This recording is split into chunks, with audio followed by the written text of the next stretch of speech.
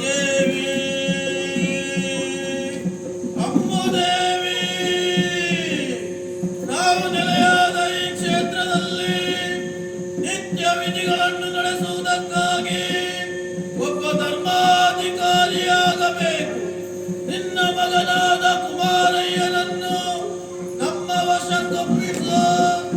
ಆತನಿಗೆ ಪಟ್ಟಾಭಿಷೇಕ ಎನ್ನುವಂತಹ ಮಹತ್ಕಾರ್ಯವನ್ನು ನಡೆಸು. ಬಳಿಕ ಜನರು ಆತನನ್ನು ಹೆಗ್ಗಡೆ ಎಂದು ಕರೆಯಬೇಕು, ಹೆಗ್ಗಡೆ ಎಂದು ಕರೆಯಬೇಕು. ಮುಂದೆ ನಿನ್ನ ವಂಶದಲ್ಲಿ ಗಂಡು ಸಂತಾನ ಇಲ್ಲದೆ ಹೋದಲ್ಲಿ ಹೆಣ್ಣಾದವಳು ಪುಷ್ಪವತಿಯಾಗಿ ಹೊರನಿಲ್ಲುವ ಕಾರಣ ಇಲ್ಲಿಯ ಅಧಿಕಾರ ದೊರಕುವುದಿಲ್ಲ.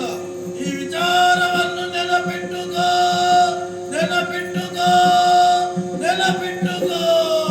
ಕಾಲಕಾಲಕ್ಕೆ ನಡಾವಳಿ ಪರ್ವಗಳನ್ನು ಸಲ್ಲೀಲೆಯಲ್ಲಿ ನಡೆಸಿ ಬರಬೇಕು. ಆಲಯಗಳನ್ನು ನಾಲ್ಕು ಕಟ್ಟಿಸು. ಯಮಗಿರುವ ಸತ್ಶೀಲ ಸತ್ಕುಲ ಪಾತ್ರೆಗಳನ್ನು ಅಮ್ಮುದೇವಿ, ಅಮ್ಮುದೇವಿ, ಅಮ್ಮುದೇವಿ, ಅಮ್ಮುದೇವಿ. ನಾವು ನೆಲೆಯಾದ ಈ ಕ್ಷೇತ್ರದಲ್ಲಿ ಕಾಲಕಾಲಕ್ಕೆ ಸರಿಯಾಗಿ ನೇಮ ನಡಾವಳಿ ಪರ್ವಗಳನ್ನು ನಡೆಸಿಕೊಂಡು ಬರಬೇಕು.